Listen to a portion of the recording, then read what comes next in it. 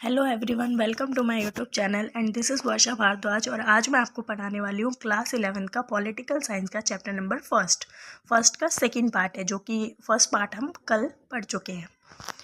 और संविधान की जो सत्ता है, ये वाला टॉपिक कल हमने डिस्कस कर लिया था ऑलरेडी, तो आज इसके आगे से हम कंटिन्यू करेंगे। संविधान सभा का गठन, यानी जो संविधान सभा थी उसका गठन कैसे किया। संविधान सभा की जो पहली बैठक थी वो 9 दिसंबर 1946 को हुई और इसकी जो दूसरी बैठक थी वो 14 अगस्त 1947 को हुई थी। और संविधान सभा की स्थापना ब्रिटिश मंत्रिमंडल की एक समिति कैबिनेट मिशन के प्रस्ताव पर हुई। यानी ये जो संविधान सभा की जो स्थापना थी, ये ब्रिटिश की एक समिति थी जिसको कहते थे कैबिनेट मिशन, इसके प्रस्ताव पर ही की गई थी। अब हम बात करने वाले हैं संविधान सभा का स्वरूप या उसकी प्रकृति। तो प्रत्यक्ष निर्वाचन यानी डायरेक्ट और जो इनडायरेक्ट वोटिंग होती है, तो प्रत्यक्ष मतलब डायरेक्ट और अप्रत्यक्ष मतलब इनडायरेक्ट। तो जो वोटिंग का प्रोसेस होगा वो प्रत्यक्ष होगा।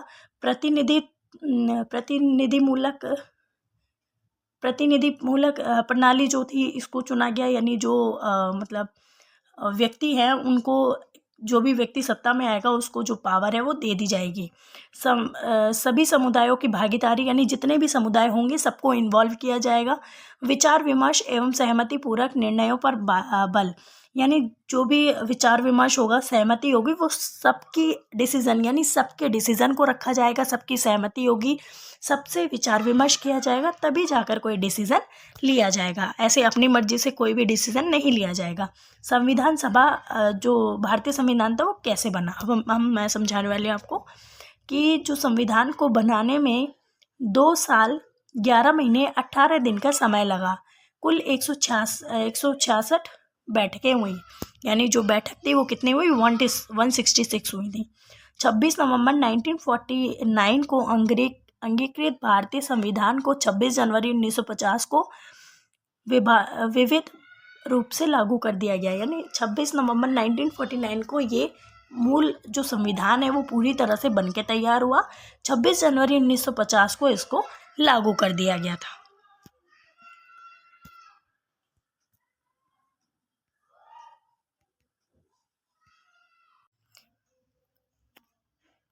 राष्ट्रीय आंदोलन की विरासत, यानी इसमें क्या बता रहे हैं, राष्ट्रीय आंदोलन की जो भी विरासत है उसके बारे में हम पढ़ने वाले हैं।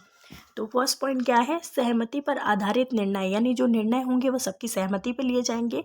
1946 के उद्देश्य प्रस्ताव से प्रभावित, यानी जो उद्देश्य प्रस्ताव है इसने बहुत प्रभावित किया था लोगों को, क्योंकि ये बहुत बहुत इम्पोर्टेंट था। उद्देश्य प्रस्ताव जो पेश किया गया था, इसमें बताया गया था कि सभी को, जो लोग हैं, चाहे वो अल्पसंख्यक हो या फिर लड़की हो या लड़का हो, मतलब जो भी जात, किसी भी चीज़ पे, किसी के साथ भी, किसी भी बिहाफ पे कोई भेदभाव नहीं होगा।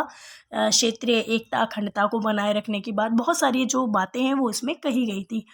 तो ये भी था। और दूसरा था अल्पसंख्यकों का खास ध्यान रखा जाएगा। ये सब चीज़ें इसमें बताई गई थी।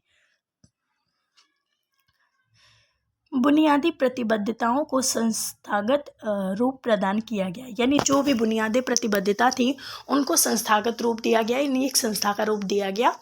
और संस्थागत जो व्यवस्थाएं थी वो क्या थी कि शासन के लिए विभिन्न अंगों, विधायिका, कार्यपालिका और न्यायपालिका के बीच समुचित संतुलन स्थापित करना, यानी जो विधायिका है, कार्यपालिका है, न्यायपालिका, तीनों के बीच में बैलेंस बना रहे, कोई विवाद ना हो, कोई लड़ाई झगड़ा ना हो, ऐसा कोई भी मुद्दा ना आए। और संवैधानिक प्रावधानों को भारतीय समस्याओं तथा आशाओं के अनुरूप ग्रहण करना, यानी जो भी संवैधानिक प्रावधान है उनको भारतीय समस्याओं और आशाओं के अनुसरण ग्रहण करना, यानी जो भी उनकी रिस्पॉन्सिबिलिटीज़ हैं, जो समस्याएं हैं, लोगों की जो प्रॉब्लम है उनको सॉल्व करना है। और जो लोग उनसे आशा कर रहे हैं कि ऐसा काम किया जाएगा, ऐसा किया जाएगा, तो वो उनके द्वारा करवाया जाना चाहिए।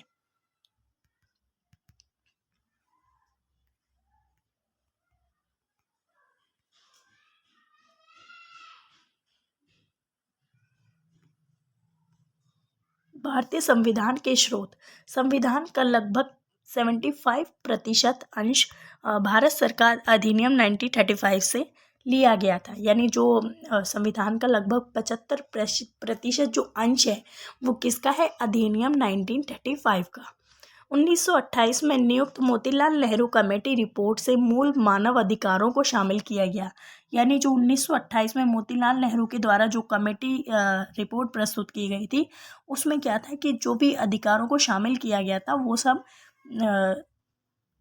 वो जो अधिकारों को शामिल किया गया था वो इसी कमेटी से लिए गए हैं।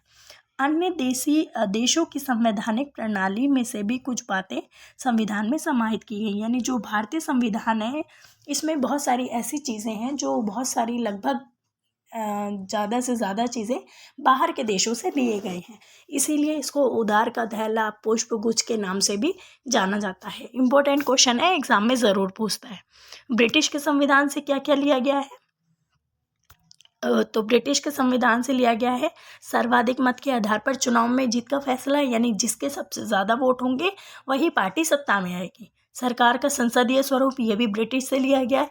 कानून के शासन का विचार ये भी ब्रिटिश से लिया गया है। और विधायिका में अध्यक्ष का पद और उनकी भूमिका ये भी काम कहाँ से लिया गया है, ब्रिटिश गवर्नमेंट से लिया गया है। अमेरिका से हमने क्या लिया है, मौलिक अधिकारों की सूची, संविधान की प्रस्तावना, न्यायिक पुनरावलोकन की शक्ति और न्यायपालिका की स्वतंत्रता और उपराष्ट्रपति का पद जो है हमने अमेरिका से लिया है। आयरलैंड के संविधान से क्या लिया है, राज्य के नीति निर्देशक तत्व, राज्यसभा में मनोनीत सदस्यों का प्रावधान।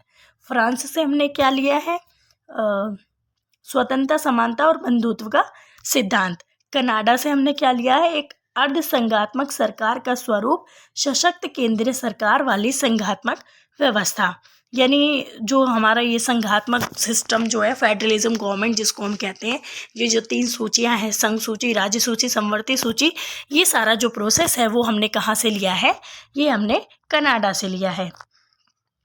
इसीलिए इसको पुष्पगुच्छ और उधार का थैला भी कहा जाता है, क्योंकि इसमें अलग अलग देशों से संविधान को समाहित किया गया है। ये 1 मार्क क्वेश्चन है, ये आप पढ़ के आंसर दे सकते हैं, तो ये मैं आपको नहीं करवाऊंगी।